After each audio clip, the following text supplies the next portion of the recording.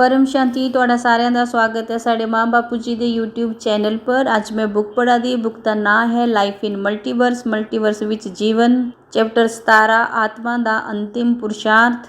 ਇਸ ਸਮੇਂ ਮਨੁष्य ਵਾਸਤੇ ਸਾਰੇ ਤੋਂ ਵੱਡਾ ਪੁਰਸ਼ਾਰਥ ਹੈ ਕਿ ਮਨੁष्य ਆਪਣੇ ਮਨੇ ਜੋ ਬਸੇ ਚ ਕਰੀ ਨੇ, ਕਿਉਂਕਿ ਜਿਹੜਾ ਇਹ ਮਨ ਹੈ ਇਹ ਹਰ ਪਲ ਕਾਮਨਾएं ਪੈਦਾ ਕਰਦਾ, ਚਾਹੇ ਉਹ ਭੌਤਿਕ ਜਗਤ ਦੀਆਂ ਹੋਣ ਚਾਹੇ ਉਹ ਕੋਈ ਵੀ ਹੋਣ। ਮਨ ਜੀ ਹੈ ਉਹ ਨਿਰੰਤਰ ਕਾਰਜ ਕਰਦਾ ਰਹਿੰਦਾ। ਮਨੁष्य ਆਪਣੇ ਵਿਵੇਕ ਬੁੱਧੀ ਕਰਨੇ ਪੱਕਾ ਕਰਦਾ ਕਿ ਉਹ ਕਿਆ ਕਰੇ ਕਿਆ ਨਾ ਕਰੇ। ਸ਼ਾਸਤਰਾਂ ਵਿੱਚ ਮਨੇ ਹੋਈ ਮੋਕਸ਼ ਦਾ ਕਾਰਨ ਦੱਸਿਆ, ਮਨੇ ਹੋਈ ਅਧੋਗਤੀ ਦਾ ਕਾਰਨ ਦੱਸਿਆ। ਮਨ ਹੀ ਕਰਦਾ, ਮਨ ਨਹੀਂ ਭੋਗਦਾ। ਮਨੁष्य ਹਰ ਪਲ ਆਪਣੇ ਗਿਆਨ ਔਰ ਅਗਿਆਨ ਦੇ ਬਸ ਆਪਣੀਆਂ ਕਾਮਨਾ ਜੋ बढ़ाता ਰਹਿੰਦਾ, ਚਾਹੇ ਉਹ ਸ਼ੁਭ ਕਾਮਨਾ ਹੋਣ ਚਾਹੇ ਅਸ਼ੁਭ ਹੋਣ। ਮਨ ਕਦੀ ਵੀ ਅੰਤਰ ਨਹੀਂ ਕਰੀ ਸਕਦਾ ਕਿ ਕਿਆ ਸਹੀ ਹੈ ਔਰ ਕਿਆ ਗਲਤ ਹੈ। ਮਨ ਦਾ ਕਾਰਜ ਸਿਰਫ ਉਸੇ प्रोसेस करना ही ਹੁੰਦਾ। पक्का ਤਾਂ बुद्धि करदी कि क्या सही है और क्या गलत है। मन ਤਾਂ हर टाइम हर पल वासना, व्यर्थ चिंता, तनाव, टेंशन, काम, क्रोध, लोभ, मोह, नेगेटिव थिंकिंग, नेगेटिव विचार, इन्हां ते दूर रखना ही पुरुषार्थ है। ਜਿਹੜੀ ये मनुष्य देह है ये क्षण भंगुर है पर सारे से ज्यादा महत्वपूर्ण भी है। इसा दया ने किया गया कर्म ही आत्म ज्ञान ਦੀ ओर ले ਜਾਂਦਾ और अंत समय ਵਿੱਚ परम गति जो प्राप्त करी सकਦਾ। ਉਸ ਤੇ ਜਿਹੜਾ ਮਨੁष्य ਹੈ ਉਹ ਜੀਵਨ ਮ੍ਰਿਤਿੂ ਦੇ ਚੱਕਰ ਤੇ ਉੱਪਰ ਉੱਠੀ ਸਕਦਾ। ਮਨੇ ਵਿੱਚ ਪ੍ਰਮਾਦ ਨਾ ਆਵੇ, ਇਸਾਂ ਗੱਲਾਂ ਦਾ ਮਨੁष्य ਜੋ ਧਿਆਨ ਰੱਖਣਾ ਚਾਹੀਦਾ, ਕਿਉਂਕਿ ਜਿਹੜੀ ਲਾਪਰਵਾਹੀ ਹੈ ਉਹ ਮਨੁष्य ਭਾਰੀ ਪਈ ਸਕਦੀ। ਮਨੁष्य ਜੋ ਆਪਣੇ ਗਿਆਨ ਜੋ बढ़ाना ਚਾਹੀਦਾ ਔਰ ਆਪਣੇ ਮਨੇ ਜੋ ਤਰਕ ਦਿੰਦੇ ਰਹਿਣਾ ਚਾਹੀਦਾ ताकि मन हर पल ਉਹਦੇ ਬੋਲਣੇ ਪਰ ਕੰਮ ਕਰਦਾ ਰਹੇ। ਉਦਾਹਰਨ ਕਰਨਾ ਇਸ ਜੋ ਸਮਝਦੇ ਹਨ, ਜਿਹੜੇ ਵਿਦਿਆਰਥੀ ਹੁੰਦੇ ਉਹਨੇ ਖੇਲਣੇ ਦਾ ਬੜਾ ਮਨ ਹੁੰਦਾ। ਅਗਰ ਉਹ ਪ੍ਰੀਖਿਆ ਦੇ ਵਕਤ ਵੀ ਖੇਲਦਾ ਰਹੇਗਾ ਤਾਂ ਉਸ ਪ੍ਰੀਖਿਆ 'ਚ ਫੇਲ ਹੋਈ ਜਾਣਾ। ਤਾਂ ਬੁੱਧੀਆ ਇਹ ਤਰਕ ਦੇਣਾ ਚਾਹੀਦਾ ਕਿ ਅਭੀ अगर असा खेलने च मन लगाईता तो फिर एक साल बर्बाद हो जाना और जीवन बर्बाद हो जाना। इस तर्क ते बाद मन बदलदा और खेलना ते मन हटी जांदा। अध्यात्म और ज्ञान मार्ग पर ਜਿਹੜੇ ਮਨੁष्य चलते उन्हां जो इसी तरह मन जो तर्क दिंदे रहना चाहिए कि अगर इस जन्मे विच आत्म ज्ञान एवं ब्रह्म ज्ञान और ईश्वर की प्राप्ति मतलब नहीं करी पाए तो अनंत जन्मां तक इन्हां 84 ਲੱਖ योनियां ਦੇ ਚੱਕਰੇ 'ਚ ਫਸਣਾ ਪਾਉਣਾ। ਜਿਹੀਆਂ ਸਾਡੇ ਪਹਿਲੇ ਅਨੰਤ ਜਨਮ ਬੀਤੀ ਚੁੱਕੇ, ਫਿਰ ਹੀ ਅਨੇਕਾਂ ਜਨਮ ਧਾਰਨ ਕਰੀ ਨੇ, ਫਿਰ ਹੀ ਇੱਥੇ ਮ੍ਰਿਤਿੂ ਲੋਕ 'ਚ ਧੱਕੇ ਖਾਣਾ ਪਾਉਣੇ। ਬੁੱਧੀਆਂ ਵਿੱਚ ਸਹੀ ਗਿਆਨ ਧਾਰਨ ਕਰੀ ਨੇ ਉਸ ਮਾਰਗ ਪਰ ਚਲਦੇ ਰਹਿਣਾ ਚਾਹੀਦਾ। ਆਪਣੇ ਜਿਹੜਾ ਅੰਤःਕਰਨ ਹੈ ਉਹ ਸ਼ੁੱਧ ਕਰਨਾ ਚਾਹੀਦਾ।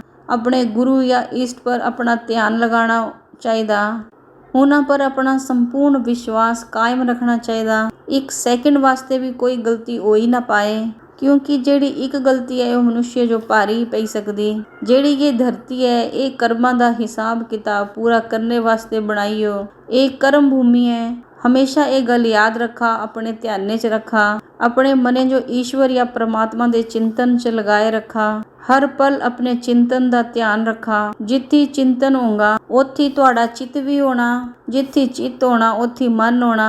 इसलिए परमात्मा ने गीता च क्या बोले कि तू मिंजो अपना मन दे दे, क्योंकि जेड़ा मन है वही मोक्ष दा मार्ग खोलने वाला है। भक्ति मार्ग च आत्म स्वरूप ਦਾ ਚਿੰਤਨ, ਭਜਨ, ਪੂਜਾ ਆਦि ਮਾਰਗ ਦੱਸੇ ਹਨ। ਗਿਆਨ ਮਾਰਗ ਵਿੱਚ ਪਰਮਾਤਮਾ ਕੰਨੇ ਧਿਆਨ, ਯੋਗ, ਤਪੱਸਿਆ, ਸਮਾਧੀ, ਸਾਧਨਾ, ਆਤਮ ਸਰੂਪ एवं ज्ञान स्वरूप बनने ਦਾ ਮਾਰਗ ਦੱਸਿਆ। परंतु गीता ਵਿੱਚ ਗਿਆਨੀਆਂ ਨੂੰ श्रेष्ठ ਦੱਸਿਆ। ज्ञान मार्ग ਤੇ ਹੀ ਆਤਮਾ कर्मातीत अवस्था प्राप्त करदी और अपने आपे पहचानदी। अपने आपे पहचानना सारे ते बड़ा पुरुषार्थ है। मनुष्य वाल यही दो मार्ग ਹਨ। अपने विवेक कन्ने कोई भी मार्ग पसंद करी सकदा। भक्ति ਦਾ फल ज्ञान है। ज्ञान मार्ग ਵਿੱਚ ज्ञान, योग, सेवा, धारणा ਇਹਨਾਂ ਚਾਰਾਂ ਵਿਸ਼ਿਆਂ ਵਿੱਚ ਆਤਮਾ ਜੋ ਉਤੀਰਨ ਹੋਣਾ ਪਾਉਣਾ ਤਾਂ ਹੀ ਉਹ ਆਤਮ ਸਰੂਪ ਬਣੀ ਪਾਂਦੀ। ਇਸ ਮਨੁष्य ਜੀਵਨ ਵਿੱਚ यही ਸੱਚਾ ਔਰ ਆਖਰੀ ਪੁਰਸ਼ਾਰਥ ਹੈ। परमात्मा ਵਿੱਚ मन लगाना, ਉਹਨਾਂ ਦੀ ਪ੍ਰਾਪਤੀ ਵਾਸਤੇ संपूर्ण समर्पण ਦੀ भावना होना ही सच्चा पुरुषार्थ है। स्व की पहचान, हद और बेहद की आत्मा। मनुष्य अनंत काल से अपने अस्तित्व जो खोजा था वो जानना चाहता कि वह कूण दे आत्मा है और वो कुत्ते आई हो। बेहद दे ज्ञान ते पता चलदा आत्मा बड़े रूप से दो प्रकार दियां हो सकदियां, हद दी आत्मा और बेहद दी आत्मा। दोनों विच ही जमीन आसमान दा अंतर है। ਜਿਹੜੀ ਹੱਦ ਦੀ ਆਤਮਾ ਹੈ ਉਹਦਾ ਸਰਜਨ ਤੱਤਵਾਂ ਨੇ ਹੋਇਆ, जबकि ਜਿਹੜੀ बेहद ਦੀ आत्मा है वो परम प्रकाश परम महातत्वा ने बनी हो। हद ਦੀ आत्मा और जीव आत्मा च कोई भेद नहीं है, क्योंकि दोनों ही ज्ञान ते अवगत नहीं ਹਨ, ना ही ਉਹ परम सत्य ज्ञान ਦੀ खोज ਨਿਕਲਦੀਆਂ, क्योंकि ਉਹ ਤਾਂ ਜਿਹੜੀ ਇਹ ਮਾयावी दुनिया है इस ਵਿੱਚ ਹੀ मस्त ਰਹਿੰਦੀਆਂ। जबकि बेहद ਦੀ आत्मा परम दिव्य ज्ञान ਦੀਆਂ ਖੋਜਾਂ 'ਚ ਭਟਕਦੀਆਂ ਰਹਿੰਦੀਆਂ और तलाशा 'ਚ ਰਹਿੰਦੀਆਂ। ਜਿਹੜੀ बेहद ਦੀ ਆਤਮਾ ਹੈ ਉਸ ਵਿੱਚ बेहद ਦੀਆਂ ਸ਼ਕਤੀਆਂ ਹਨ, ਜੋ ਕਿ ਅਨੇਕਾਂ ਨੇ ਜਿਹੜੇ ਆਵਰਣ ਹਨ ਉਹਨਾਂ ਨੇ ਦਬੀਆਂ ਹਨ। बेहद ਦੀ ਆਤਮਾ ਵਿੱਚ बेहद ਦਾ ਪਰਮ ਪ੍ਰਕਾਸ਼ ਹੈ, ਜੋ ਕਿ ਅਰਬਾਂ ਖਰਬਾਂ ਸੂਰਿਆਂ ਤੇ ਵੀ ਜ਼ਿਆਦਾ ਸ਼ਕਤੀਸ਼ਾਲੀ ਹੈ। ਹੱਦ ਦੀ ਆਤਮਾ ਦਾ ਸਰੀਰ ਸਥੂਲ ਸਰੀਰ, ਸੂਖਸ਼ਮ ਸਰੀਰ ਔਰ ਕਾਰਨ ਸਰੀਰ ਹੁੰਦਾ, ਜਦਕਿ ਹੱਦ ਦੀ ਆਤਮਾ ਦਾ ਸਰੀਰ ਸਥੂਲ ਸਰੀਰ, ਸੂਖਸ਼ਮ ਸਰੀਰ, ਕਾਰਨ ਸਰੀਰ ਔਰ ਮਹਾਕਾਰਨ ਸਰੀਰ, ਪਰਮ ਮਹਾਕਾਰਨ ਸਰੀਰ ਹੁੰਦਾ। ਹੱਦ ਦੀ ਆਤਮਾ ਦੇ ਆਵਰਣ ਆਕਾਸ਼, ਅਗਨੀ, ਵਾਯੂ, ਜਲ, ਮਿੱਟੀਆਂ ਨੇ ਬਣੇ ਹੋ, ਜਦਕਿ बेहद ਦੀ ਆਤਮਾ ਦੇ ਆਵਰਣ ਪਰਮ ਲਾਈਟ, ਪਰਮ ਮਹਾਤत्व, ਪਰਮ ਤत्व, ਪਰਮ ਆਕਾਸ਼, ਪਰਮ ਅਗਨੀ, ਪਰਮ ਵਾਯੂ, ਫਿਰ ਤत्व ਜਿਹੀਆਂ ਆਕਾਸ਼, ਅਗਨੀ, ਵਾਯੂ, ਜਲ, ਮਿੱਟੀਆਂ ਨੇ ਬਣੇ ਹੋ। ਹਰ ਕਿਸੇ ਆਤਮਾ ਦੀ ਪਹਿਚਾਣ ਹੈ ਗਿਆਨ। हर कोई आत्मा अपने रचयिता क्रिएटर अपने बाप तक ही जा सकती, उस जो ही पहचानी सकती, उसते ऊपर नहीं जा सकती। जियां शिव की रचना शिव तक, महाशिव की रचना महाशिव तक जानी, वो उन्हें जो ही पहचानी सकती। कोई आत्मा शिव ते अगे नहीं बढ़ी ता समझा कि वो आत्मा शिव की रचना है, और अगर कोई महाशिव गैलेक्सी तक समझदी सुनदी अच्छा लगदा ता समझा गैलेक्सिया ते आई हो आत्मा है। और अगर कोई आत्मा यूनिवर्स तक ज्ञान समझदी और अच्छा लगदा गया ता समझा आत्मा यूनिवर्स ते आई हो, मतलब परम महाशिव दी कैटेगरी दी आत्मा है।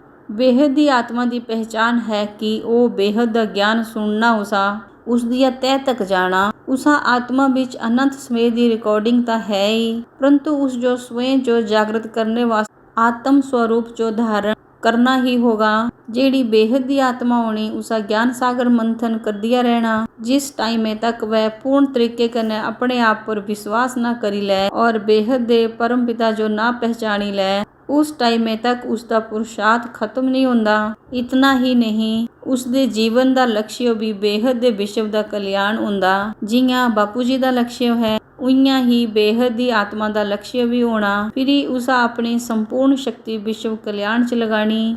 बेहद दियां आत्मा जो जिस टाइम बेहद का ज्ञान आंदा तां फिर बेहद का बैराग आंदा, हद दियां चीज़ां च मन नहीं लगदा। ये बेहद दी आत्मा की निशानी है। बेहद दियां आत्माएं स्वयं का नहीं जगत का उद्धार करने का सामर्थ्य रखदियां। बेहद दी आत्मा विच बेहद दी शक्ति है, पर अनेक आवरण होने के कारण आत्मा की शक्ति दबियो है। बेहद दी आत्मा च बेहद का परम प्रकाश है, जो कि अरबां खरबां सूर्यों ते भी ज़्यादा शक्तिशाली है। अगर वो आत्मा 108 में से है तो उन्हें जो 60% ज्ञान समझ आना, अगर वो 1008 वाली है तो वो 50% समझ आना, अगर 16,000 वाली आत्मा है तो 20% ज्ञान समझ आना, और 9 लाख वाली आत्मा है तो 10% ज्ञान समझी पाना। हर आत्मा अपना वर्ग खुद ही तय करी सकती। हाँ, जो सारियां जो ही अपने आप बेहद की आत्मा समझी ने बेहद का ज्ञान धारण करना चाहिए और अपना समय संकल्प और श्वास विश्व परिवर्तन च लगाना चाहिए। परम शांति। बेहद की परम शांति सोचो, बोलो परम शांति। Join us daily for live meditation, 10 p.m. to 11 p.m. on YouTube Live. Subscribe now. Website www.paramshanti.org. Email us anant@paramshanti.org. Like, share, subscribe. Join today. बेहद की परम शांति।